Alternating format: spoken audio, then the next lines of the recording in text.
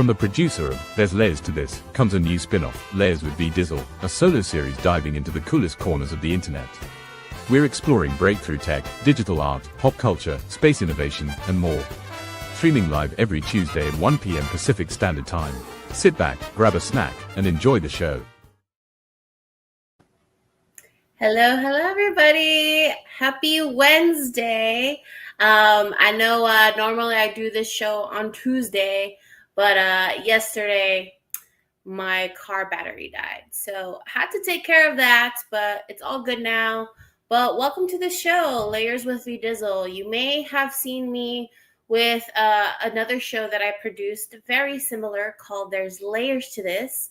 But now I'm doing a spinoff, a solo series where it's still similar brand with our mascot, Lorenzo up there, the Cryptoad.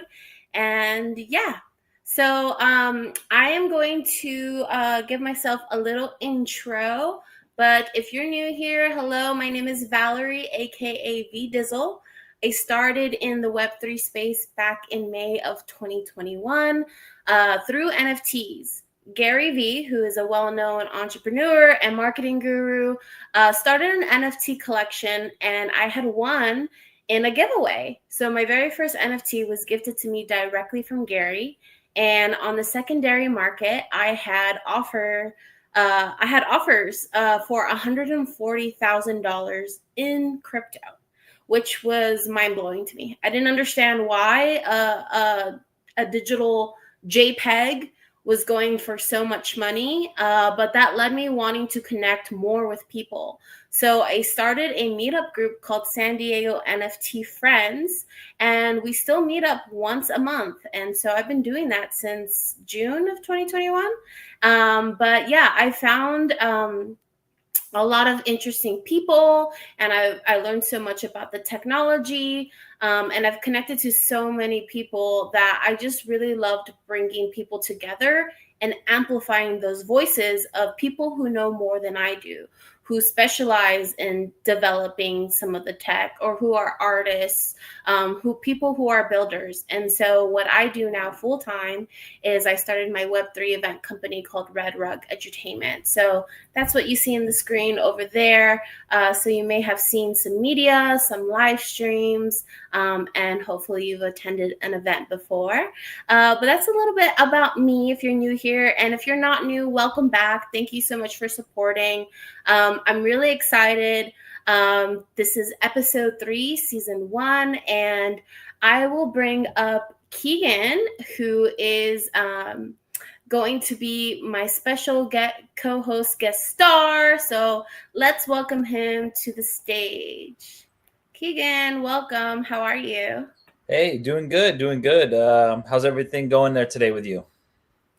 Things are okay. I gotta eat, so I'm a little bit lower energy, but I'm calm. I handled the car yesterday, so I feel good about that at least. Okay, how are nice. You? Good. Yeah, just kind of enjoying the sunny weather. July 2nd now, so it's a nice summer day, and just trying to get some chores done, which I took care of earlier. Got the tires rotated, and trying to see what we get into later. Get some workout going, see what else happens. Sounds like a productive day. And since you mentioned July 2nd, I don't know if you are on Instagram or any other main social medias besides X, but I've been seeing a ton of content of people saying how now we are closer to the year 2050 than we were from the year 2000. Mm-hmm. Yeah, I did see that. After today. Yeah. So, yeah. I mean, it's crazy to think about, but I mean, 2050 is, 25 years away, I guess. And so kind of curious to see how that plays out. It seems like 2000, 2005, 2010 was not too long ago, but when you really look at it and think about it, 25 years is a long time. It really is. And so that's why I think this is so needed. Covering the layers of tech as it's developed over the years. So I'm really grateful to have you joining me, hopefully for the next few weeks as you are on vacation from your regular, your regular job as a teacher and admin. For people who don't know you, why don't you give yourself a little intro? Yeah, so I work full time in education, 14 years total now, collectively. 10 years in the classroom as a classroom teacher, teaching English as well as physical education, and then the past 4 years have been at the district office as a resource teacher. Difference between a classroom teacher and a resource teacher is that as a resource teacher, you'll cover many more hats that you'll wear. You'll do policy, you do protocol, you do best practices. I'll work with administration at different school sites. I'll work with new teachers that need guidance, ed code for the state of California, for our subject matter for physical education. So just a number of things, a liaison, different committees for different things, some at the county, some at the district, and yeah, just a handful of kind of different hats that I wear throughout the school year. Awesome. Thank you so much. And I do know that you do your spaces as well. I think you had a spaces yesterday, 10 KTF Teaching Tuesdays. So besides your regular career that you have, you dedicate every single free minute you have, I think, to the Web3 space, whether you're listening to spaces, you're hosting a spaces, you're reading an article. I think you were watching a live stream today. Why don't you talk a little bit about that? I know you were watching something, right? Web3. Oh yeah. So everything I do, like for Web3 blockchain NFTs, is all more part-time, even though it sometimes feels like full-time. I talk about different topics, had different guests on 10 KTF Teaching Tuesdays. It's going to be 3-year anniversary in August. My personal brand, Ground Game Strong, is also something that I'm helping continue to build out in different ways. This is another way to kind of get that out there a little bit more, which represents showing up, being present, and making an impact. But as far as the live stream, so I was watching a live stream from the Real Vision platform, which is led by Raoul Paul. And so he's an individual that has like a lot of like following in terms of like finance. He was in traditional finance from before years ago, and then now he's basically all in crypto. And he has a lot of really good insights. He's a little bit he's not a young degen, let's say, but he definitely has a lot of experience and repetitions in general finance and traditional finance. And he's basically taken all the knowledge, all the skills, the resources, and created a platform where people can learn, ask questions, and gain knowledge and understand different things. So he had like a stream earlier, and he was talking about kind of just different things where they're at, like in terms of like commerce, like global commerce and finance and Bitcoin, and kind of just how the markets are basically kind of playing out currently right now, as we're in summer in the US in 2025. So it was a really good kind of live stream that was taking place earlier today while I was cooking some breakfast or brunch, I guess at that point. Yeah, I haven't watched too much of his content, but I remember because I've been busy, but I remember a few months ago, first seeing him, and he was really knowledgeable on how our global economics affect not only the traditional markets, but of course how Bitcoin and how a lot of the people who are in administration, how maybe rules and regulations might go one way, or how the markets and charts may be reflective of that. So he's a really, really good, reputable source for anyone who wants to follow him. Just looked him up. I don't know if you can see that, but he has a CryptoPunk PFP, and his Twitter handle is at Raoul GMI. So that's RAOUL GMI. So he's a good person to follow if you want to get deeper into the trenches and learn more about the charts. But I know we have a few things to go over today, so why don't we get into it? What do you think? Sounds good. All right, let's share some of the slides we have for you guys today. So this is season 1, episode 3. Super, super excited. We're getting along with the season now. So the first thing we want to talk about is actually we want to do a little bit of show and telling, because this past week was a little busy for both Keegan and I. And we attended some IRL Web3 events, and some really cool stuff that we've also gotten in the mail from our Web3 communities. So one of the first things I'll talk about is Bara Baddies. So for anyone who doesn't know, Bara Baddies is a Web3 project that is on the Bara chain.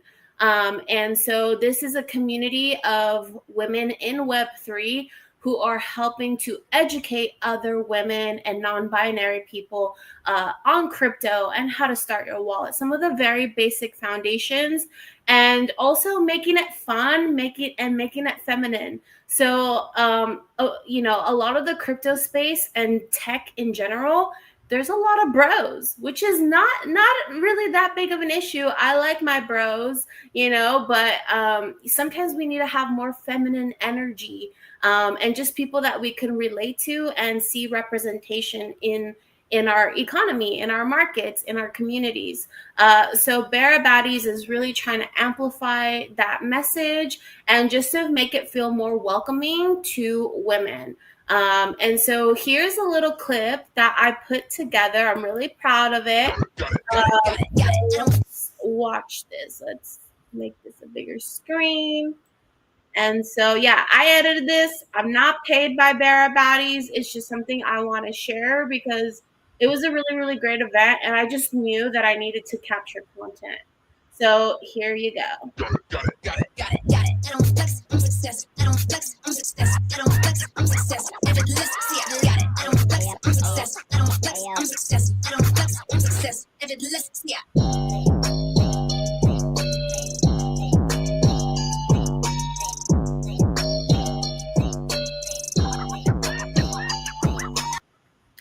So there you go. That was a little bit of what was the vibe at the Bara Baddies. So this was here in San Diego. And yeah, this was hosted by Fari, who's a fellow girly here in San Diego, who's in Web3. She's part of my OG San Diego NFT Friends community.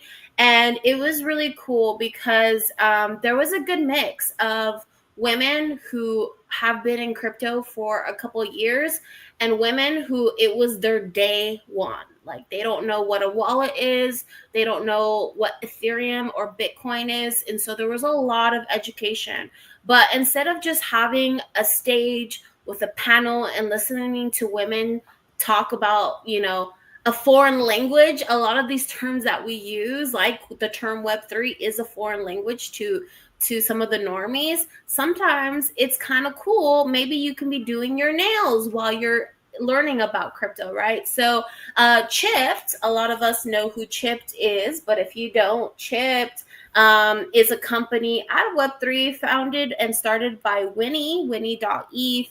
And with these, if you open up the box, you will get a set of nails, press-on nails.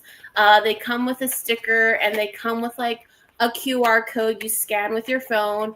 And basically what is so cool about these nails is on the thumb, there is a little microchip and you can basically connect your social media to it. So if you're going to a lot of these networking events or conferences, maybe you're going to birthday parties, whatever have you, and you're meeting a lot of new people and you know people are going to ask for your Twitter or for your Instagram, or maybe your LinkedIn, maybe your website, right? You can link all of your socials to your nails and people can scan it, just tap it with their phone, whether you have an iPhone or Android. So really, really cool project. I recommend to check it out if you've never heard of them or haven't done so yet. But they were there. And so a bunch of us got like different colors. So this one's pink. There's another one I have that is rainbow. And so, yeah. So it was really cool to have that and just kind of chit chat with the girls doing the nails. And then what was really cool is that they showcased, and this is some alpha. I'm assuming I can share about this. I didn't sign no NDA, but what the Bara Baddies are building is this app, basically where you can take like a little Bara Baddie character. This is a sticker. This is actually Winnie. This is a character of Winnie who created the nails. And basically, it's like this web page where you can change the hairstyle, the clothes, and everything. And they're going to be digital assets. So I'm assuming NFTs. And so they've already started with just examples of stickers. I think they have around like 420 different characters. And these characters are all based on real people or real women in the Web3 space. So how I just showed you Winnie, there's a couple other people, women in as characters. And so they talk about how it's not an NFT collection just yet. So it's not something you can go mint, but eventually they're going to have NFTs that are going to be soul bounded to your wallet. And what soul bounded means is that these are digital assets in your digital wallet that you cannot transfer to someone else and you cannot sell them to someone else. They're basically locked in your wallet forever. And so that basically just means you are part of the community forever, right? And so, of course, when you have something that you're going to keep forever, you're going to want a Barabati that feels like it represents you or something that you like, right? Like, if I minted this Barabati, maybe I don't like that she's in a business suit and has short hair. Like, maybe I want something that, like, I feel like looks a little bit more like me with the black hair, right? So, like, over time, they're working with their artists to create custom Barabatis, since the NFT will be soul bounded to your wallet. So when we had this event, there's 3 girls that founded Barabatis. It's Alex, Sophia, and Sharkeisha, Keisha for short. And basically, they're gonna be doing these and working with the artists to create these custom NFTs. So it was really cool. Got to meet a lot of great women. Shout out to Fari again, who hosted the event. And Fari has her Beauty on Blockchain NFT where you can get your makeup done for a Web3 event. So she was giving out some makeup and some lip glosses. So that was fun for me. And Keegan, what did you end up doing? Because there was no men allowed, so you didn't come. What did you end up doing? So I was actually at the official like watch party for San Diego FC. As many of you know, that I've been vocalizing for quite a while now. This is the new MLS team that's here in San Diego. They're actually in first place in the West. And so their team, not just the players, but the actual like different groups and verticals within the organization.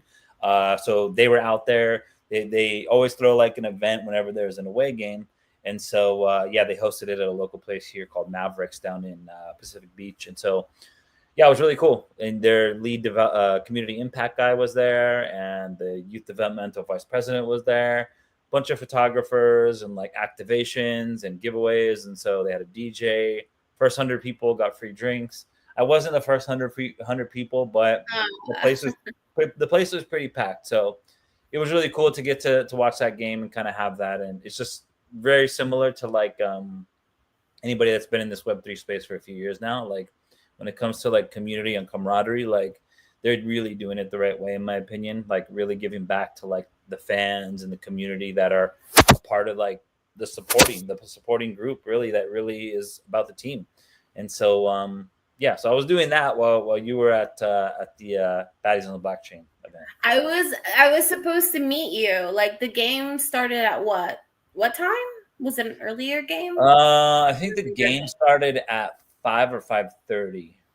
Yeah, and so the Barabaddies event was supposed to go to 1 to 6 p.m. And so I actually even told Fari, I was like, Fari, I'm only going to stay for a couple hours. I got to leave early. And she's like, okay, thanks for coming and supporting. I appreciate it. And then just as the event went on and I kept learning more about like the Barabaddies ecosystem, connecting with really, really smart and young women. They're like in their mid to late 20s. Like they're really, really smart for their age. And like just they know a lot about like, you know, how to trade and like things that I didn't even know either. So I ended up staying the whole time. And I never met Keegan. I like skipped the game, like the soccer game, and we have season tickets, and of course when they're not playing home, like we go to the watch parties, and I think that was like my first time I've missed a game. But it was worth it. It was worth because of like the connections and just like the memories that I was making. And obviously I created the video because I had like the best time, all, of course. And then like, I know you said you didn't get any drinks at the soccer game, but I did. I got to get some margaritas. Wow. Some of the baddies were making some custom margaritas. Wow. And got this shirt. So I'm wearing my Barra Baddie shirt. They're so cute. They made custom ones. So it says Barra Baddies, San Diego, California, 25. So that's really cool. Yeah. So I really love it. Good material. So shout out to the team and Fari. It was a really, really great event. So yeah. That was Saturday this past week. Mm-hmm. So that was fun. And let's see, what else did we have? What else did we do? What's on here? You went to the Bitcoin event, right, Keegan?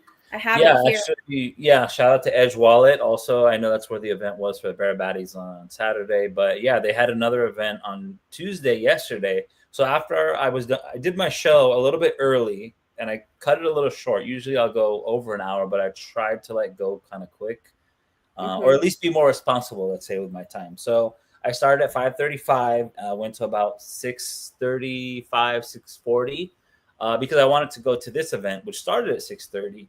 And so, I don't know who this guy Ben Siegman was, but yeah, he was talking about this new platform from Libra, not to be confused with the Libra token that was like a huge deal earlier in the year, but yeah, it's this platform which enables you to do Bitcoin lending without loaning out your Bitcoin.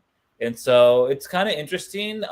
It runs on Tether, but then there's some ETH kind of like integration as well. So I missed the beginning part of it, but it's kind of like, it's interesting to see how like this is kind of like what we're starting to see come into play. Like when you and I were in the Bitcoin Vegas, just not too long ago, that's one of the things that Michael Saylor was talking about, is that lending Bitcoin, like this is going to become more normalized.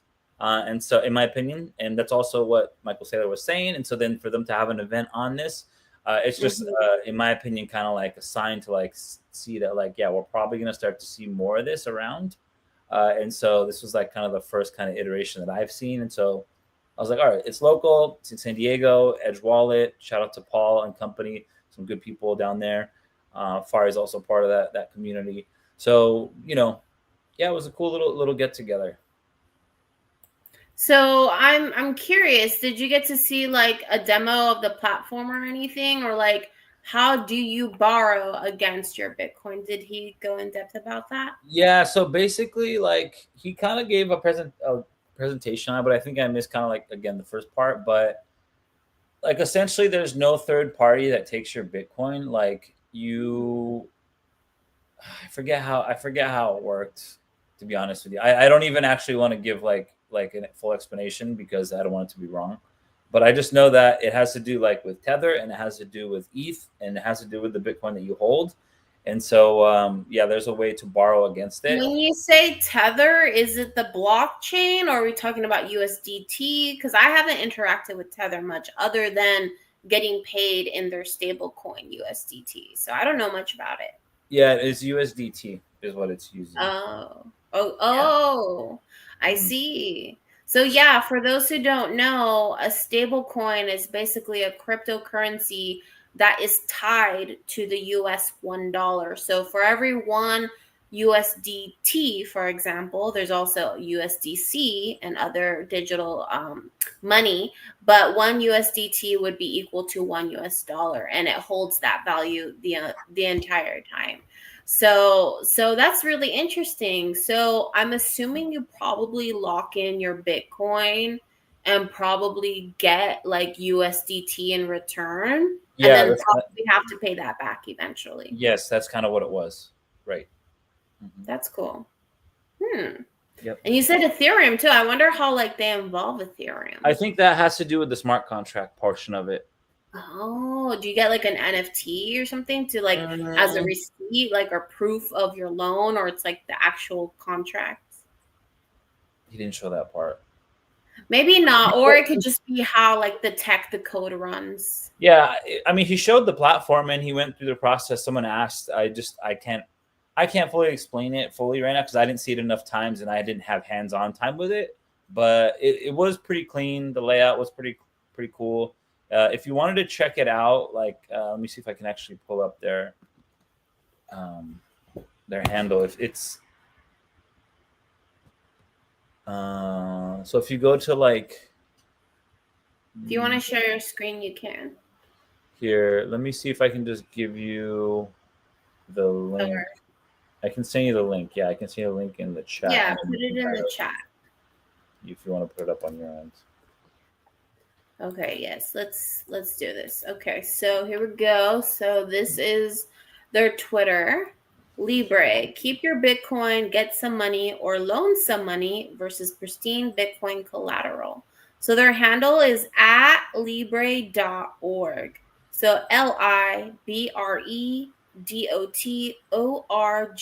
if that's something you're interested in. I'm going to give them a follow. Did they say they're based out of San Diego or they were just visiting to present on it? I don't remember those details either, to be honest with you. What details do you remember? Hey, the Were details you I have. drinking too much at this event or what? No, I came too late. Most of it was already gone. I just know that he's in LA, but basically, I guess they worked on it for 2 years before this kind of came to fruition, and so they just went live like 2 months ago. And so wow. Yeah, so it's fairly new. Like that's why, like this is my point being is that it's starting to correlate and overlap, like what Michael Saylor was talking about, like the lending points that, like, you know, it's happening, and so people are preparing and positioning themselves so that they have the platforms, they have the tools, the resources to do those things because they're not built out. And so this is someone that, you know, Edge, you know, vetted. Paul has to know these people, and so for them to have a platform to speak and present, there was a solid like 40, 50 people there, I'd say. Oh wow, that's pretty good. Yeah. On a Tuesday night? Yeah. That's pretty good. Yep. Okay. Full disclosure, I have not used the platform. Again, I just was there kind of listening and trying to take some little pieces of information, even though I don't have the best to share right now. So it seems like, okay, so you can send the sats to this wallet. Okay. So that's cool. They have a little demo for anyone who wants to look at it. Wow, they even go through and show you the blockchain, the transaction. Okay. Good to know. Oh, and there's the USDT. So this is a requesting to borrow $20,000, it looked like. Mm-hmm. And that you deposit the sats. And I guess it's almost like an instant approval, it seems like. Yeah, that was his point, is that there's no credit check, there's no background middleman, like anything like that. So it's very like, you know, decentralized, like not having to get approval in other ways. Like it's again, it's pretty cool. That is awesome. I love learning about new tech and how everyday people can use the digital currency, right? How they can use crypto, how it can make sense for them. Because I mean, it's cool and all when you are hodling your crypto, but I think about like average people who want to know, can I use this to make car payments? Can I go buy groceries? Can I take out loans? You know? So, so cool. Thank you for sharing that. That's pretty cool. Mm-hmm. Is there anything else about the event you want to share, or is that pretty much it? I mean, they host kind of like events there pretty often. I'd say once every other month, sometimes once a month. Yeah, so check out Edge Wallet. Okay, cool. Yeah, I also am signed up with Edge Wallet, and that's pretty streamlined platform, I would say. I know something else you wanted to share. was the V Friends comics you wanted to show and tell Yeah. us about. Mhm. So yeah, why don't you tell us more? And I forget which one of the links am I supposed to click on, the first or the second? So if you click on the one to the left, Okay. All right. So I'm clicking it. All right. So what is it? So series 2 and Iconics holders can now purchase comic book number 3. Okay, so V Friends came out with a comic book and this is their 3rd issue. mhm. Okay, price was $24.99 and you had to own an NFT. Wait, series 1's not used in previous phase are also available. So yeah, so I can give a little context here. So actually, this might have not been the correct full tweet that I was looking for, but basically, yeah. So if you click on that one, so V Friends, what they're doing now is they're introducing their characters, and you're getting to know the storyline of each character. And so they've had 3. This is the 3rd one, and so I have it right here. I got it in the mail because I ordered one because I had series 1. Oh, it's not showing on here for some reason because of the camera. Oh, let me put you big screen so we can see it. All right. There we go. Yeah, I don't know why the camera's being not Like put your that's what I always have to do. Like when I put a product up, you have to put your hand behind it. Not in front of the comic, behind the okay, yeah, your hand's not big enough, but yeah, put it in front of your face. Okay, so V Friends' 3rd comic came out. I got it in the mail just the other day, and so now if you can go back to that tweet, it gives the details, and so they're limited edition basically. And I don't know if you can zoom up. So series No, 1 I holder. can't. Like I tried and I can't unless like I exit out of it and then I zoom from here. Yeah, Like that's perfect. So series 1 holders were able to claim it, and I think there was only a total of 3,000. I believe it might be on the other tweet, but basically it was only $20. I mean, only, relatively speaking, compared to like a $200 NFT or a $500 NFT, like $20 is not that much compared to that, in my opinion. And so yeah, series 1 holders had access to get the comic, and that was on June 23rd, and then on June 23rd, later on in the day, because it was a window. So phase 2, basically. So you think of phase 1, phase 2, phase 3, just like an NFT drop, same concept here. And so, so then series 2 and Iconic holders were able to claim it or to order it. And it was like, $5 increase in price. And so it was 1 comic per eligible NFT. And then phase 3 was basically whatever inventory was there was going to go to public. And that was the next day, June 24th at 11 a.m. So what phase did you end up getting it in? So I bought in phase 1 with the friend series 1s I have. So I bought 2, and then I was like, you know what? I'm gonna buy 1 more because I have a series 2 as well. So I have 3 total. Wait, so you bought 3 comics? Yeah. I did not know this. Okay. So basically, these like essentially they're like, and they're mini comics. Like this isn't like a full size kind of like thing. Like when you look at it, like it's a little smaller, like mini. But what's cool is that there's different rarities of the covers, and so when you open them, you can tear.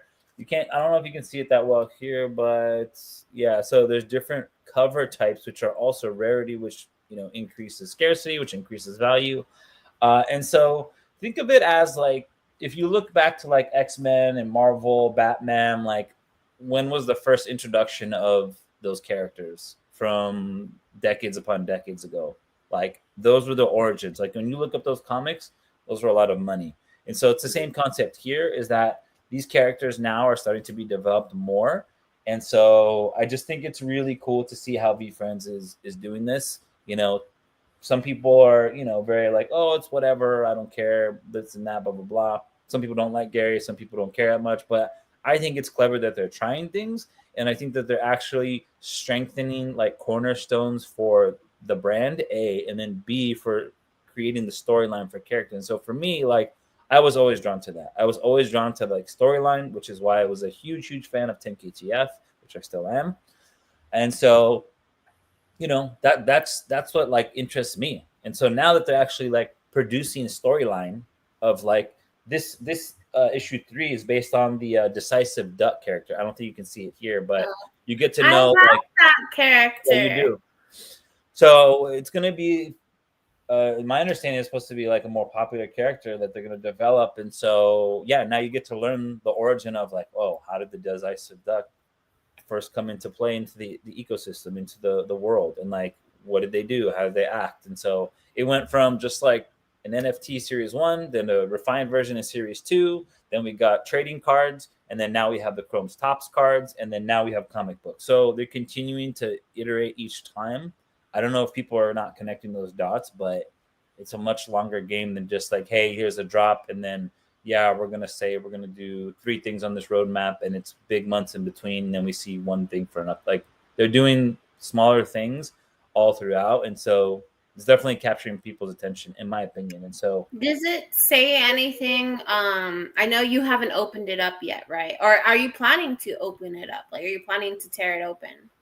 yeah, So so that's, well, I'm still deciding how I'm going to play out, but I bought 3 for that reason. So I'm actually going to use the Whatnot platform, and I'm going to sell probably 2 of them, and I'm going to keep 1. So for those who don't know, the Whatnot platform is almost like a TikTok live shop where you can sell, you go live, and it's pretty cool. It has like some pretty cool integrations that make it really seamless to enter, to buy, to bid, and then to receive anything that you win through the platform. So Yeah. okay. So when do you have a date of when you're, because you've never done Whatnot? I haven't done that, no. So that's actually going to be one thing. This is going to be my, again, exploratory month. Like July is my last month off before I go back to work in August full time. So now I have time to give, and so I'm going to give some to the Whatnot platform from the seller's perspective avenue.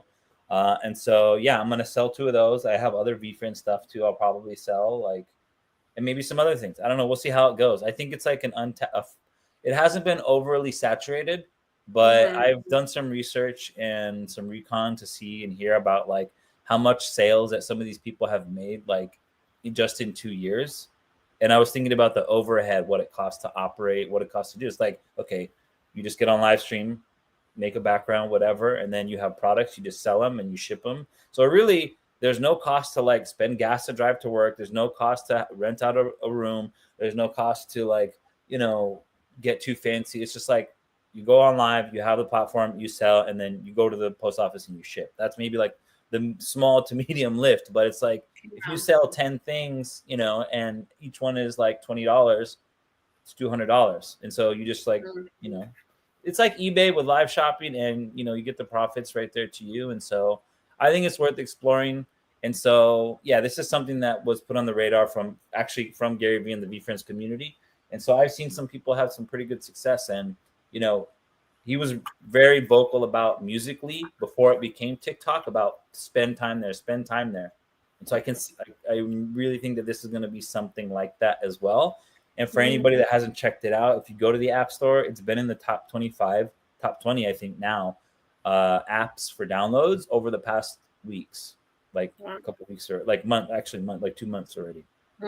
I've checked. I don't know if you checked the top apps, but I started. Do you have to pay to live stream or anything, or is it free to sign up and already free to like start live streaming? So it's free to sign up. It's free. I mean, I've bought from the platform, but I haven't sold from the platform. And so they do take a percent, like they take an 8% cut, but I guess that's cheaper compared to other things that I've heard and from the research that I've done.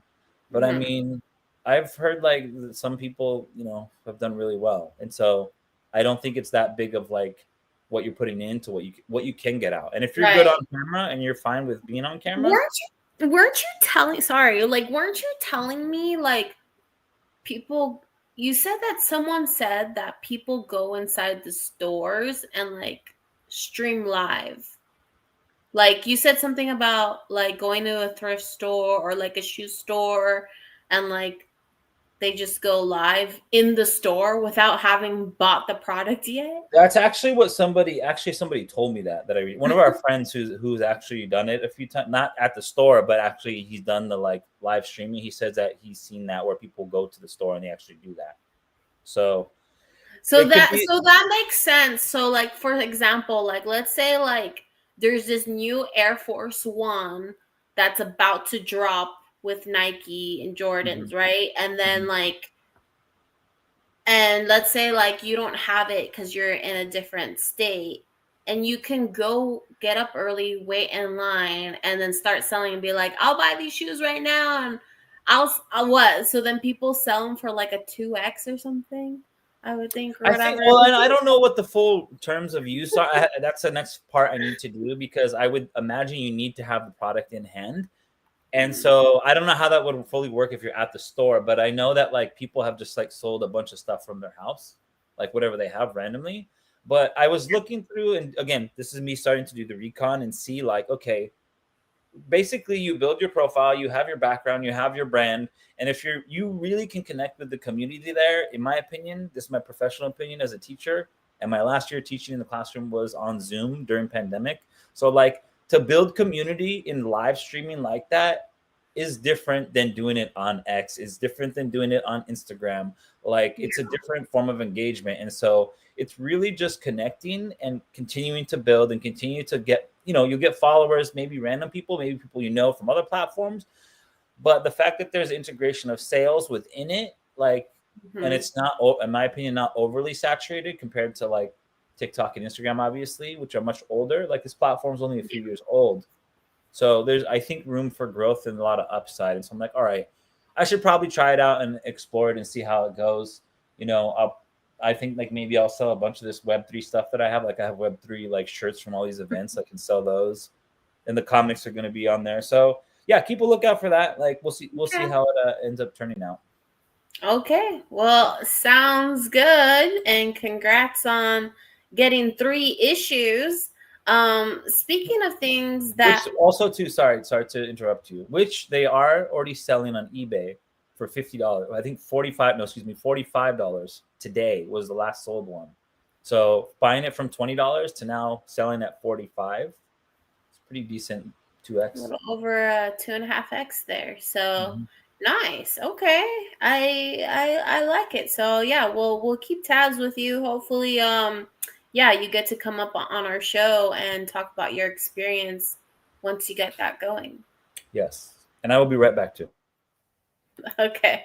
All right. So next up in this news here in Alpha Layer is some more alpha. So Solana is now on MetaMask. So MetaMask, has been a popular wallet for those who started in the NFT and crypto space in 2021.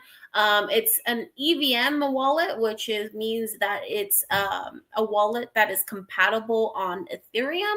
But now they have been able to finally introduce Solana, and Solana is another chain. It is not Ethereum. It's not an Ethereum. Solana is its own token and its own blockchain. So now we're having some integration here and some interoperability, which I think a lot of us have been hoping for MetaMask, because there are tons of wallets who have already had multiple chains on. So MetaMask is finally catching up here. Hopefully we'll see some other chains, but I think that's some good news, because I think a lot of people, especially people who are not as active in the space, they still have a MetaMask. Like, a lot of them have not opened up a different wallet on a different chain or elsewhere, right? So I think this is a good thing overall for people who are more passive and just holding on to crypto and their MetaMask, that now they can say,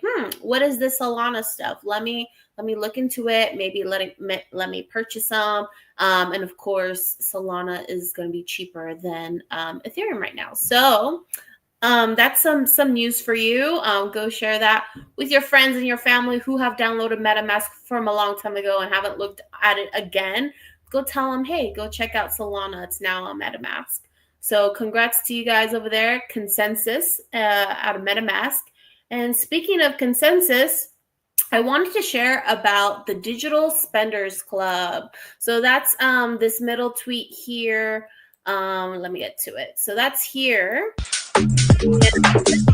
Video. So before I do that though, so Digital Spenders Club is this up and coming community platform, merchandise, kind of like basically a membership to attend events, to have access to merch and different things that they have yet released.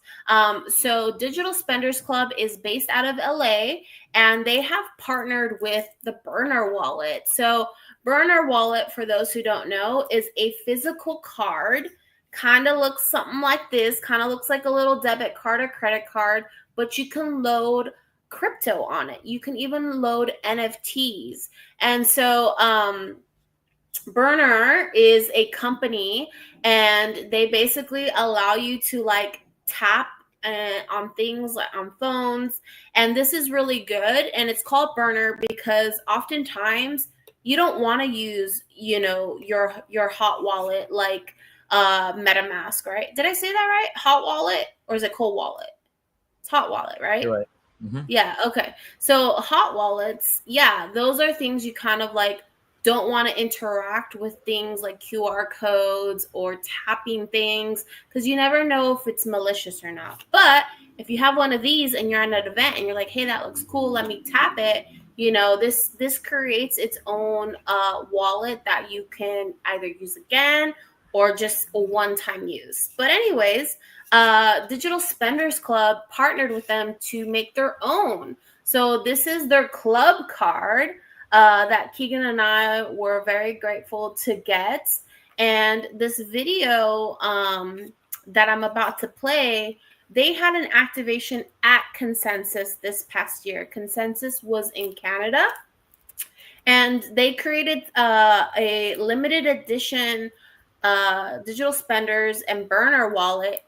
And it looks like a Blockbuster card. Let me take it out of the package so there isn't a glare. But it says blockchain video, so super cool. And so yeah, let's watch this video of the activation that they had. Okay, let's rewind. Here we go.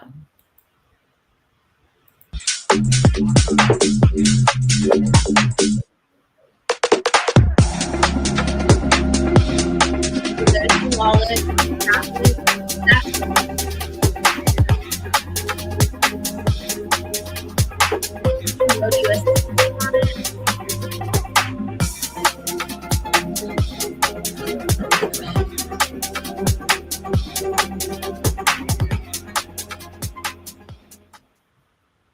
So there you go. Looks really cool. So we were able to meet with the founder a month ago, and basically he had shared with us about how they created a mall right there at the conference, and they had a couple different activations where you can go take a photo in the photo booth with your friends. You can go get your nails done. Actually, Chipped was there in one of their storefronts in the mall, and basically they loaded USDC on the card to get people to get their stable coin. And then they could go use it at any of the storefronts, like getting their nails done or go taking a photo and stuff like that. So they said it was really popular. They were like one of the most popular activations at the conference, with like a line. You could see in the video, there was a line out the door. So super cool. And so, yeah, a little alpha for you guys. Keegan and I are teaming up with them, and they sent us our merch, which you can only get. You can't buy this. You can only get if you are part of the Digital Spenders Club. So Keegan and I got our t-shirts, and so we're super grateful, and we'll probably be doing a little bit of content in this.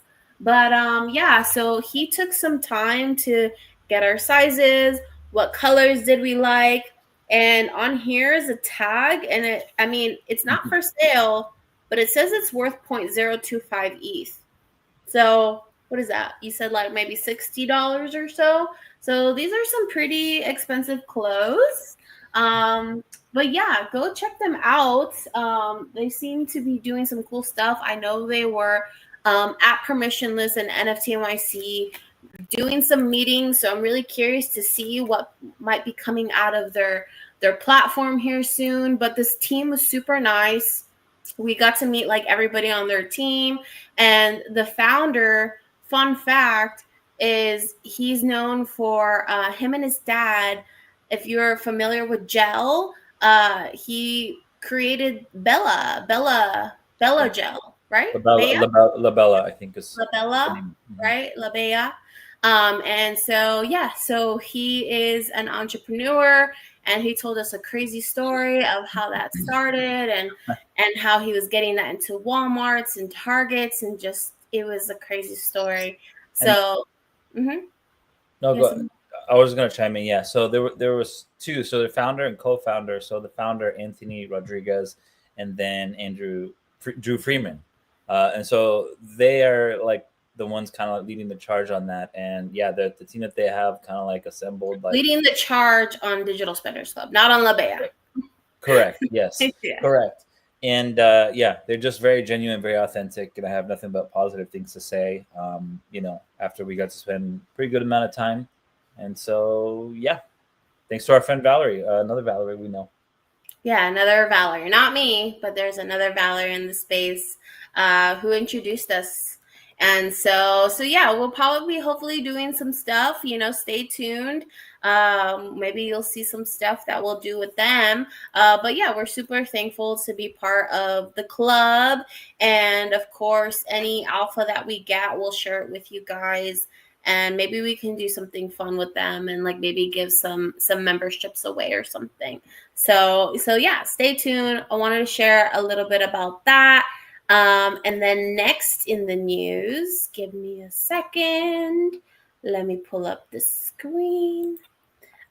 We've got BlackRock. So for anyone who is holding on to Bitcoin, there are signs that Bitcoin is probably going to go up significantly in price very soon, because out of Watcher Guru, they say that BlackRock's Bitcoin ETF drives more revenue than its S&P 500 fund. That is insane, because that, I would say that the S&P 500 is probably one of the top ways that most people invest, right? And so to know that Bitcoin ETFs are more revenue than the traditional S&P 500, like, how much of a bigger sign do you need? I feel like this is like, hello, like, make sure you're holding and buying Bitcoin when you can. And if you already did, congrats, because I suspect that this year's, of course, years lead, you know, the next few years, but definitely I think in this year, I'm predicting that Bitcoin will go up. It will have another little run, I think.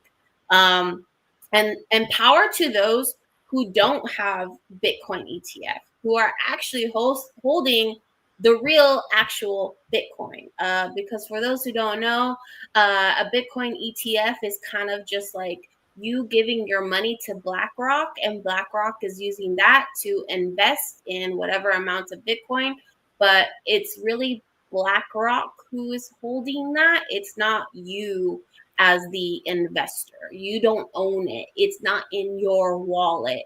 Whereas obviously for those who are in crypto, it's in our wallet. We can sell it, we can buy it, we can trade it when we want. Where I think there's a little bit of steps to get approval with BlackRock before you can do any of those things. So yeah, this is a message to anyone who has Bitcoin ETFs. Congrats, but I would also say and recommend go purchase the real Bitcoin with your wallets. So yeah, good stuff. Any comments on any of that stuff, Keegan? Yeah, I mean, I haven't used Solana on MetaMask yet. I do remember seeing and reading about that, and yeah, again, I probably will start exploring it more as I get some more time. Digital Spenders Club, you know, big fan of. Excuse me. And then the last part you just mentioned about, yeah, the Bitcoin, you know, with BlackRock, like Bitcoin is going to be just continuing to grow and grow, like with awareness, with holders, with different companies, different asset managers. Like it's not showing any signs of slowing down. And everybody's tune and everybody's like commentary on a lot of the networks has changed. a lot compared to other previous years. And so I don't know why anybody trusts them as much. In my opinion, not financial advice, but I don't know why anybody trusts them as much when they flip their script on whatever is the kind of like narrative for the week. It's just like there's Bitcoin people that are just like huge conviction individuals that like have been holding from the beginning. And so it's a different level. It's a different type of individual person than when you're just listening to like MSNBC or Fox News. And so, yeah, just my opinion. I will say, you know, I know that can sound a little scary, like why trust BlackRock? I will say, though, that by law, BlackRock has to have in reserve their Bitcoin. They have to have the Bitcoin in their wallets in order to provide these ETFs. So it's not like the Bitcoin doesn't exist. Right. Bitcoin does exist. So I do want to say that and clarify for anyone who might be holding or thinking about getting ETFs. I would say if you're not going to go and buy the actual Bitcoin, then probably ETFs are the next best thing if you want to be participating in this ecosystem. But yeah, I would say if you're already taking that step and thinking about it, just do the extra research or reach out to someone, reach out to us, you know, to know what's the best wallet to get and how do you go and buy Bitcoin and how do you hold it, right? So yeah. Anything else before I move on? Yeah, I mean, if you're on X, you probably already know that. If you're watching the live stream on X, you probably already have some of those details. If you're watching the live stream on YouTube, maybe you still need to do a little more exploring. So I'm glad that we're able to reach out to both avenues. And if you're on Abstract, well, you're probably supporting multiple avenues. So yes, so we are live streaming on multiple platforms, and so just so you guys know, our audience is half crypto native and the other half is crypto curious. My family watches this so that they can learn about crypto, so I make sure to do the best job that I can to provide some context and education on some of the terms and some of how the things work. So just FYI. But I do want to share some more things, especially for those who are more in the Web 2 space, still crypto curious, not sure about crypto. But yeah, if the ETFs don't convince you, then maybe this can. Hopefully this news can. So here we go. We have just in U.S. Federal Housing Finance Agency issues order to count Bitcoin and crypto as an asset for a mortgage. So let's look at this. So this is from the U.S. Federal Housing, FHFA. And so order issuing directive to consider cryptocurrency as an asset for single family loans delivered to Fannie Mae and Freddie Mac. So let's see, let's read this. So whereas Fannie Mae and Freddie Mac, the enterprises, maintain a pivotal role in the U.S. housing finance system by providing stability and liquidity to the secondary market for residential mortgages through prudent standards to help ensure sustainable long-term ownership. Whereas cryptocurrency is an emerging asset class that may offer an opportunity to build wealth outside of the stock and bond markets. Whereas cryptocurrency has not typically been considered in the mortgage risk assessment process for mortgage loans delivered to the enterprises without converting the cryptocurrency to US dollars prior to loan closing. Whereas U.S. Federal Housing FHFA has now determined that the consideration of additional borrower assets in the enterprise's single-family mortgage loan risk assessments may enable the enterprises to assess the full spectrum of asset information available for reserves and to facilitate sustainable homeownership to credit-worthy borrowers. So there you go. Let's read this last one. Now thereof, U.S. Federal Housing FHFA, as a conservator, hereby directs each enterprise to prepare a proposal for consideration of cryptocurrency as an asset for reserves in their respective single-family mortgage loan risk assessments without conversion of said cryptocurrency to US dollars. Each enterprise is directed to consider only cryptocurrency assets that can be evidenced and stored on a US regulated centralized exchange subject to all applicable laws. Additionally, each enterprise is directed to consider additional risk mitigants per their own assessment, including adjustments for market volatility and ensuring sufficient risk-based adjustments to the share of reserves comprised of cryptocurrency. Prior to implementing any changes, each enterprise must submit and receive approval from its board of directors prior to submitting to U.S. Federal Housing FHFA for review. This order is effective immediately and should be implemented as soon as reasonably practical. So this was just last week on June 25th from William J. Pulte, Director, U.S. of Federal Housing, FHA. So, yeah, really good news, I guess. It kind of like, because they did mention about the centralized exchange, but if you're using Coinbase already, which is one of the centralized exchanges, I would assume they're probably a big player in this, to be considered like, hey, I'm holding on to some crypto and this is part of my wealth. Therefore, maybe I can get a larger loan to get a home, a single family home. So this is great news. But Keegan, I'm curious to hear your thoughts.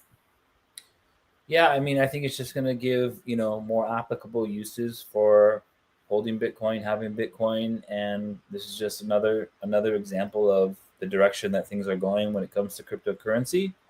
Bitcoins were going to be, in my opinion, the first one out of the gate to really start to establish itself, as we're already seeing, as we just talked about, different things with it. And then, I'm sure we're going to see other implementations, and actually another example that we'll talk about in a second. But yeah, I think it's just, it's nice to see more and more legitimacy for the use cases, to have it be collateral, to have it be, used for lending, different thing, as they say in the finance, different products. We have different products in our portfolios, different things we can do, products. But, just another cool thing that's going to happen, I think. Yes. And so I don't know how much more convincing you need if you are a skeptic. I don't know, because there are these things that are happening in our systems where it's just getting more and more integrated. There are bills and regulations being passed. There is a lot of advocacy from just, the regular average person to, our administration here. So just signs. Those are the signs. Don't say we didn't show you and warn you. So yeah. So let's go on to the next news. Keegan, I think this is your piece of news about Arbitrum and Robinhood. What is going on over here? Yeah. So Robinhood, which most individuals have either A, heard of, or B, actually participated in, is a platform for trading and for retail trading. Basically, the normal folks that are not big banks and big entities and big corporations. So for retail, a lot of individuals have used Robinhood. And so, Robinhood has gotten some flack in the past for different things. And this is just my opinion, but it's also a fact. They've halted trading on different stocks a couple years ago. But that's not why we're here bringing this up. Why we're bringing this up is that they're actually integrating more crypto into their ecosystem. And so if we just read straight from the tweet, it says Robinhood is now on chain with Arbitrum. Arbitrum will serve as Robinhood app's rails to merge DeFi and TradeFi, what is a 0 to 1 moment for our entire industry, all while onboarding millions of net users into crypto.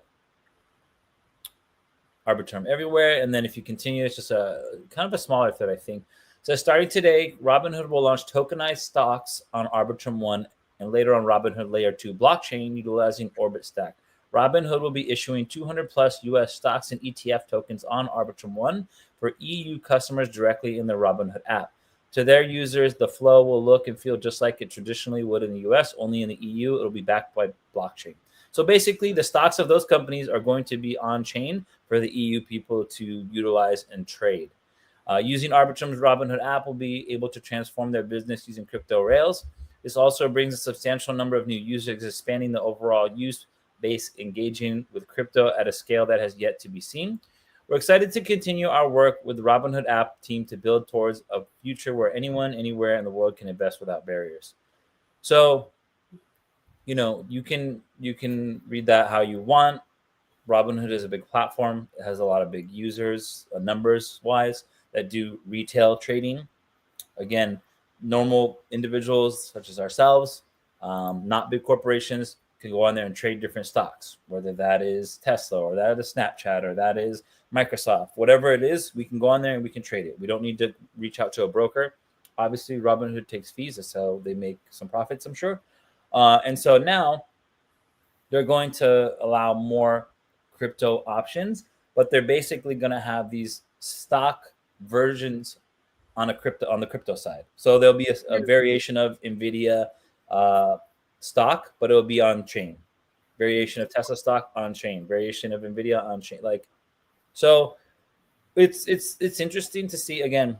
This is that cross section where we're seeing people that were in finance but never were in crypto, and now there's it's a closer gap is being closed for people to participate in their ways, but on their platform. So I'm sure it has to do with something of the guidance and policy and protocol that's coming down from the government. I'm sure there's been, talks in, different rooms behind closed curtains where the writing is on the wall and things are being put into motion. And so some companies are able to capitalize on that. We've talked about it when it comes to stable coins. Same thing. A lot of these big entities, they're going to capitalize on that and they're going to deploy their own version of their stable coin.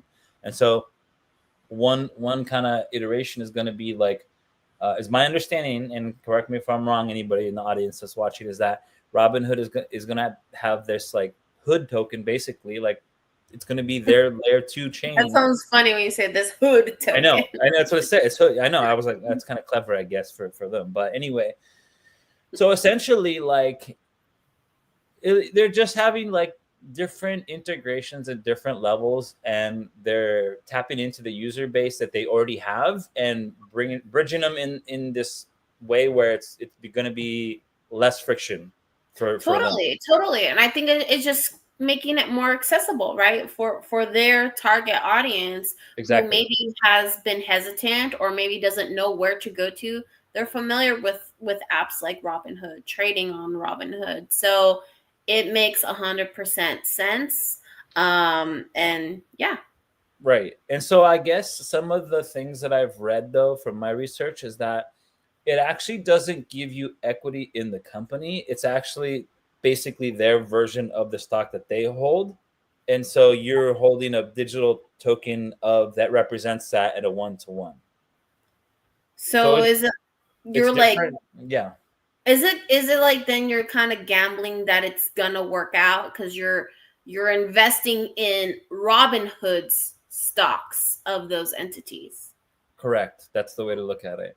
That's my understanding of it. This is not financial advice. This is what I've gathered. This is what I've read. This is what I've heard in some other interviews. And so I'm just trying to help create awareness for it. And if we actually go to the next tweet, I think this will kind of also give more context as well. Okay. Because this all happened in the span of the same day or in the span of 2 days with this other tweet. Okay, so here with this other tweet is from the StocksFi account. I see stuff from Bybit and Kraken. So what is happening here? And so, so this is all powered on Solana. So it's my understanding, XStocks goes live, available today on Kraken, Bybit, and rolled out on Solana. This is the next step for internet capital markets. I'm sure some people have seen that on the timeline for the past few days, internet capital markets. So real assets, real value for real people. And so you can see who it's backed by: Jupiter, Radium. These are big players in the crypto space for anybody that doesn't know. Kraken, Bybit, do your own research. Bybit official is joining the StockX Alliance, committed to bringing the best of both traditional and digital finance. So TradFi Digital to their global community with backed FI stocks. They offer users more choice, more flexibility, and greater control, all within the Bybit experience. Bybit official users will be able to trade tokenized equities directly from their account, enjoy fractional ownership, and lowering barriers to entry, benefit from on-chain liquidity and global accessibility. Kraken FX users will be able to access over 55 X stocks across 185 countries, trade 24 hours a day, 5 days a week, year-round, withdraw directly to self-custodial wallets. This is just the beginning. X stocks are DeFi ready and integrated from day one. Starting after the U.S. market open, on-chain liquidity will be rolled out, making pools and swaps available to users via partner protocols. After the rollout, X stocks will be available 24/7 through DeFi. Integrated with the best protocols for the best user experience, StockX can be held in SPL-compatible wallets like Phantom, Solflare, and Jupiter Mobile. Swap in wallet or use them across the most popular Solana dApps. Users to own, yours to use. Yours to own, yours to use, yours to grow. X stocks are launching later today on Camino Finance. Users will be able to swap directly through new Camino Swap. Soon used as collateral, the X stocks market on Solana is the biggest lending protocol. It's not enough to go on-chain. Tokens must be usable. Pools are being deployed later today on Radium Protocol, home of X stocks liquidity on Solana. Users will be able to swap and track the price of tokenized equities, provide liquidity across pools, earning fees and incentives, rise from passive holders to active participants. X stocks are going live on Jupiter Exchange, the #1 aggregator on Solana. Soon they will be available to Jupiter Lend. Users will be able to access liquidity aggregated across Solana, get prices pulled from pools, plus RFQ, efficiency, accessible, composable. X stocks will be supported by ByReal_IO, a newly announced hybrid DEX. ByReal will offer a hybrid model designed to merge centralized liquidity and decentralized execution. Initially, users will be able to get tokenized stocks through RFQ. And then there's some examples available today via these platforms. You can see money sign, token SPYX, Apple X, NVIDIA X, Tesla X, Meta X, Google X, Coin X, like their versions of the stock X. Many more are coming. The full list of X stocks available on xstocks.com products. Choose your token, verify the address, and head to one of our partner protocols to get on-chain exposure to top equities for the first time on Solana. X stocks accelerates the convergence of crypto and traditional finance, and are joined by these partners on the X Stocks Alliance to shape the next era of financial markets. This is what investing looks like when it's designed for everyone. Read the release in full, and there's the article. So it's not financial advice. There's internet capital markets. It's just creating awareness of what is happening right now. So again, it's giving accessibility, as Valerie said earlier, for people that maybe didn't have exposure to crypto, and maybe they never set up a wallet. Maybe they didn't have that. Maybe they just did regular trading on their normal group that they're with. Okay, now you can go and do that on these avenues through X stocks. Okay. Version of their stocks. Yeah. So it's becoming more and more normalized, as I've been saying for months on end. Yeah, that makes sense. But again, if there's anything to know or to keep in mind, is just do maybe a few extra steps in order to get the real thing, to get the real crypto. Crypto, in my opinion, that's the real stock.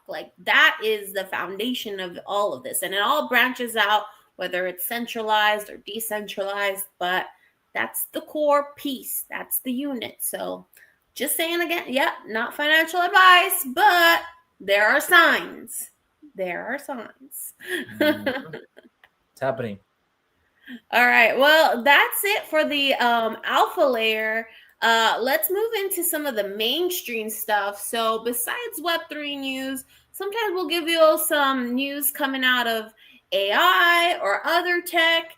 And for today, we've got some news with Microsoft. So I don't know if you saw this, Keegan, but Microsoft is saying goodbye to what people call the blue death screen. So for anyone who has used a Windows PC, you may be familiar with this blue screen with the colon and the parentheses making an emoji, the sad face. And this basically happens when your computer kind of crashes, right? And so, or you have to do this update or something, right? And so Microsoft is retiring that screen. They've had it for 40 years. And it's going to be replaced by this black screen. And what that says on the black screen, it says, your device ran into a problem and needs to restart. 0% complete. And so, yeah, a lot of us have probably grown up with that image. It's an icon from the 1980s. But the reason why Windows is moving from their blue screen of death to their black screen of death is because they're hoping that it simplifies the UI, not just for the person that it's happening to, but for the actual like IT who needs to like troubleshoot some of this stuff. So they're hoping that with this is actually going to be some new software that is going to be installed in the new Windows 11 later this summer. And they're hoping that that these will be fixed within 2 seconds now. So, okay, that's pretty good. I'm kind of sad. I mean, this is kind of nostalgic. We got to say goodbye, but I kind of like the new way that they're thinking. Like, these things need to be fixed quickly because I have a PC and I've run into this many times. It's the worst when you're in college and you got a paper that's due. And then like you're almost done typing it and maybe you forgot to like save your drafts as you go. And Keegan knows this. Keegan has seen me go through that. And then the computer crashes. And then you lose all your work. You lose all your work and you have to start from scratch. But before you can start again from scratch, you have to wait. Yes, wrecked. You get freaking wrecked. And so, yeah, so I like that Windows is finally thinking, hey, we should probably be able to like debug this stuff in 2 seconds. Like, I think they got lazy. I mean, I just think that they've had so much of the market share for so many decades that they really didn't care to like put energy and effort to it, and so they're finally just getting to it. I know, just kind of like what I said earlier about MetaMask. They're finally integrating other chains, like with Solana. Microsoft is finally realizing, hey, we need to get better service for people because maybe they're seeing that Mac is out beating them. Mm-hmm. I don't know. I'm sure you can go look that up, and something tells me that more people probably do buy Macs than PCs. I don't know. It's just a theory I have. But yeah, so that's something that's in mainstream. Something else that is in mainstream that maybe you've been seeing on your timeline is about this AI. This AI that is supposedly able to crack the cat code. So this is coming from a company called Baidu. And they have actually filed for a patent back in December of last year. And they have been in process now this past May. So they are using AI to understand the language of our feline friends. And so you may have seen apps that can kind of already do this. But the key significance, they say, is that besides just using the tone of the meows or maybe facial expressions, they're also going to be using like body temperatures and brain activity in some ways. I forget how, but it's supposed to have like 95% accuracy in what your cat needs. And so something that they want to look into is how this affects animals that are domesticated. How is their language changed because of domestication? Oh my God. Did you hear that? What? That was my AI going off. I didn't touch my phone. AI is listening here. But yeah, so I love cats, and as someone who has had grown up with cats, my very first pet was a cat named Smokey. And over time, you just kind of know what they need, right? You can kind of tell when they're moody, when they're hungry, when they're playful. So those of us are kind of understand, but it would be kind of nice to know, like, maybe what is your cat thinking? What does it feel about you? Do they even like that they live with you? You know, I don't know. But Keegan, what do you think? If it's not cats, is there another animal you would want like AI to decode their language? Like what animal if it's not cats? Probably dogs would be the next best one, just to know, because I feel like they're always barking. I mean, sometimes we have neighbors, dogs that start chiming in randomly. Like when dogs, Right. it's like I don't understand why sometimes dogs will start barking when there's nothing there or there's no movement. They just start barking. So are they Right. like trying to notify, like, hey, say something that to get our attention, or is it like, hey, they notice something that we can't see or hear? So hearing understanding what dogs could say, that might be kind of interesting to kind of explore that avenue too. That's a really good point. Now that you bring that up, because as someone who's like into the paranormal, I do believe that animals like cats and dogs and other animals can see another dimension that us with the humans as a naked eye, like, we can't see. So like there has been times where like my sister's cat like just stares off into the corner, and sometimes she'll look scared, or sometimes she'll be sniffing, like, and I'm like, what is there? There's nothing there. So Mhm. sometimes I'm like, ooh, I wonder if someone's visiting us from another realm. But if not that, then maybe it's like, yeah, they can sense a rabbit that's like a mile away. I don't know, like, these things, and they would be able to tell us. But that is also a good point. Like, why is our neighbor's dog, like, it's a little tiny yappy Yorkie, it's barking for no reason. All times. There's nobody outside. No one's doing anything. It's kind of annoying, It's not but even his; it's his girlfriend that comes over. She didn't even live yeah, there. it's The our dog neighbor's just barks all girlfriend's the time dog for that when no she freaking reason. visits. So It's like little Toto from Wizard of Oz. it is like Toto. But on to some cooler news too. So besides AI, we also like to get into some space tech.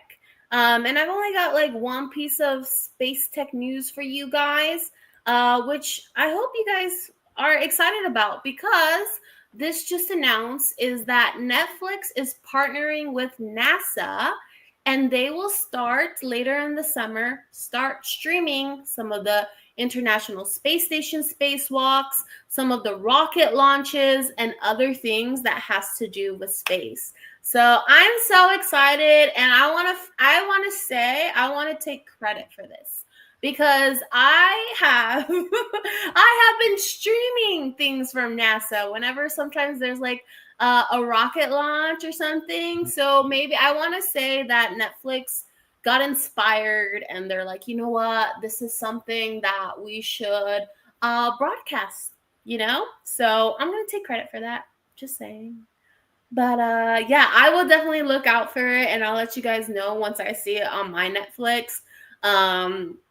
And from time to time, I go on YouTube and see like where are they at, and relative to like our Earth, like where's the International Space Station? What are some of the experiments they're doing today? Like, I love looking and watching some of that stuff. And of course, sometimes the rockets that are launching out of Florida or Texas or California, and other things to look out for in the night sky. Like, there are so many things happening in space tech right now, in space news. Like, there is a light, or sorry, I should say there's a star that is getting brighter and brighter, and we may see a big burst later this year. So this is a star that astronomers have discovered in just within the past few weeks that they didn't notice before, and they're seeing it's getting brighter. So you might be able to see it in the naked eye. So it'd be kind of cool, like, if Netflix has the ability to stream some of that stuff, and just get more people excited about things that exist outside of our planet and outside of our solar system. So yeah, did you hear about this news, or any thoughts on that, Keegan? No, but I mean, I always appreciate hearing about space news. I mean, I think it's really underrated. I mean, I remember space and stars and planets being like pretty big talking point in elementary and middle school. And then you don't really hear too much about it after that, in my opinion. And like, Right. unless you have like family that's in, JPL, NASA, SpaceX now, Right.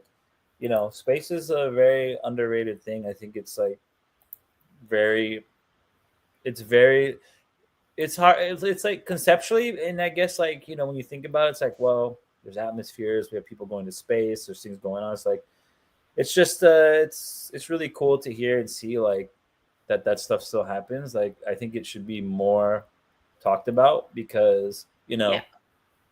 I think that we'll see like a moon base here in the next few years. I think we'll have Yeah. something like that. I think that'll be in our time. Totally. The Mars thing, I think it could happen too. Like, you know, if the tech continues to grow and innovate, like, and there's like support, like, I think we'll see like some pretty movie like things come to real life, and it'll be really cool to see play out in real time. Yeah, I definitely agree with you that we're 100% gonna see it in our lifetime. If anyone who follows like the Falcon 9 rocket launches and you know, things coming out of SpaceX, like they're on target right now. Like they're on the timeline. Their deadline is the end of 2026 to have visited Mars and possibly have a base there as well. So like, you know, Elon kind of like follows through with things that he says, and you know, he challenges you know, the engineers that are working on stuff like this, and he sees things that may seem like it's impossible, but somehow with, you know, very talented people he has on the team, he makes it possible. Um so yeah, it's exciting, and I know him too with the SpaceX. Like I know like on their Twitter, they always live stream their rocket launches and their missions. They always talk about it, and that's probably helped as well with like Netflix deciding to pick that up as well with NASA. So yeah, live streams, people want that content, I'm telling you. It's another underrated avenue. Like, you know, just putting it out there. Like, the more eyes, the more ears, the more awareness, the more people know who you are or what it is, and whether or not it's the best production. It's still, if people are familiar with a name or a brand, it's just that's important if you're trying to grow something. 100%. Well, we're definitely try to grow our channel out here, Layers with V Dizzle. So if you've been liking the show and you've been liking some of the information we're providing you and the education and the entertainment, I would appreciate it if you go over to YouTube, type in Layers with V Dizzle. My channel should pop up. I would appreciate any likes, any comments, any interaction, and I would greatly, greatly appreciate it if you go subscribe. I am trying to build out my portfolio. I'm going to do this more seriously. I've done events with Red Rug Edutainment, but now I'm going to go a little bit heavier on the media side with content and with live streams. Like, just like how we see the signs with Bitcoin and like things are getting more serious with Bitcoin, I see the signs with live streaming and more digital contents. Like you just can't escape that with these next generations that are growing up with this, that they don't know what it's like not having a cell phone. They don't know what it's like not like watching content online. They don't watch the news anymore. So I'm really thinking live streaming and more digital content is the way to go. So I would go appreciate it if you go subscribe. That helps me build the portfolio and work with brands and companies. And if you want to work with us, you can also sponsor the show. We've got a ticker at the bottom, and your company can go there. We can go promote it. We have some sponsorship packages. We can put your logo. We can also customize things. We can do events. We can cover your events if you're having them. There's a lot we can do. So definitely reach out to me or Keegan. He helps a lot as well when he can. And so, yeah, reach out to either of us if you're interested in sponsoring the show or working with us to bring some of your IRL stuff to the virtual audience. So yeah, I think that concludes our show. Is there anything else you want to say, Keegan, before we end the stream? Think yeah, just you know, be safe out there. It's July, 4th of July is coming up for those of us that are in the US on Friday. San Diego FC has a game on Saturday, which I will be at along with you, and they're also in first place, so support them. Shout out to San Diego FC, the entire crew, organization. They're just doing really, really cool stuff in my opinion, so give them some support.